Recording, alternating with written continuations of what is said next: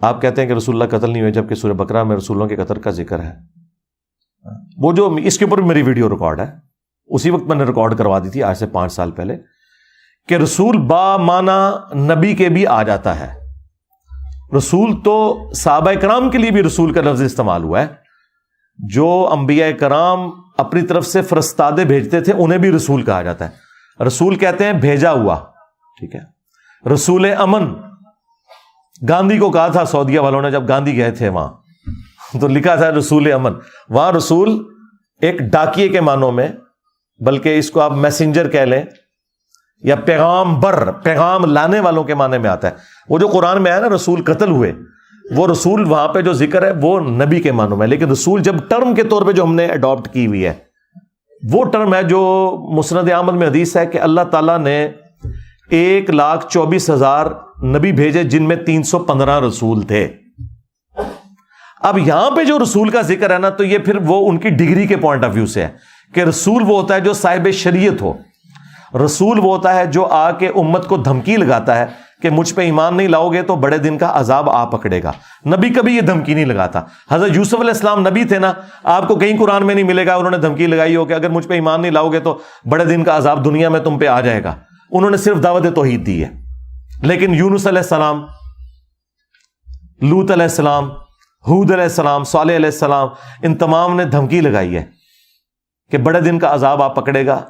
اور قومیں پھر ہلاک بھی ہوئی. یونس علیہ السلام کی ایک ایکسیپشن ہے کہ وہ ایک ان کے ساتھ ایک الگ معاملہ ہو گیا تھا، اس کی وجہ سے ان کی امت کو اللہ تعالیٰ نے تھوڑے وقت کے لیے مہلت دے دی. باقی جب بھی رسول دھمکی لگاتے ہیں تو اب عقلاً یہ چیز محال ہے کہ رسول دھمکی لگائے اور خود قتل ہو جائے، تو رسول کہاں سے رہ جائے گا؟ وہ خود سوچیں. دھمکی تو لگا رہا تھا کافروں کو کہ تم پہ عذاب آ جائے گا مجھ پہ ایمان نہیں لائے، اور اینڈ رزلٹ یہ نکلا کہ کافروں نے رسول کو ہی مار دیا. آپ کی عقل کام کرتی ہے، رسول اگر قتل ہو جائے تو اس کا مطلب کیا ہے کہ اللہ کا پورا پلان الٹ گیا. اسی لیے قرآن میں ہے کتب اللہ لأغلبن انا ورسلی، اللہ نے اپنی ڈیسٹنی میں طے کر دیا ہے کہ میں اور میرے رسول ہی غالب رہیں گے. لہذا قرآن میں اگر رسول کہیں اس طرح ہے نا کہ رسول قتل ہوئے، تو اس سے مراد وہ والا رسول نہیں، بلکہ نبیوں کے ایکویلنٹ ورڈ کے طور پر کہ ہر نبی بھی اس اعتبار سے تو رسول ہوتا ہے کہ وہ اللہ کا بھیجا ہوا ہوتا ہے. لیکن جب آپ ڈگری کی بات کریں گے پھر ہر نبی رسول نہیں ہوتا.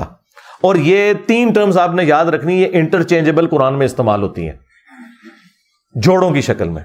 رسول اور نبی، بعض جگہ نبی کے لیے بھی رسول آ جاتا ہے اور بعض جگہ رسول کے لیے بھی نبی آ جاتا ہے.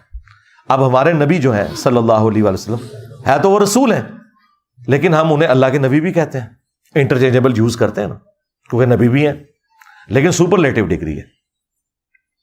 تو نبی اور رسول انٹرچینجبل ورڈ کے طور پر قرآن میں کئی جگہ استعمال ہوا ہے. دوسری جوڑی ہے مؤمن اور مسلم. اب مجھے بتائیں، نبی علیہ السلام کو قرآن میں کہا جا رہا ہے کہ آپ کہیں وَأَنَا أَوَّلُ الْمُسْلِمِينَ، سب سے پہلا مسلم میں ہوں. تو کیا نبی علیہ السلام مسلم ہے؟ نبی علیہ السلام تو مؤمن ہے، اعلیٰ ترین ڈگری. بلکہ مؤمن ہے ہی وہ ہیں جو ان سے محبت کرنے والے ہیں.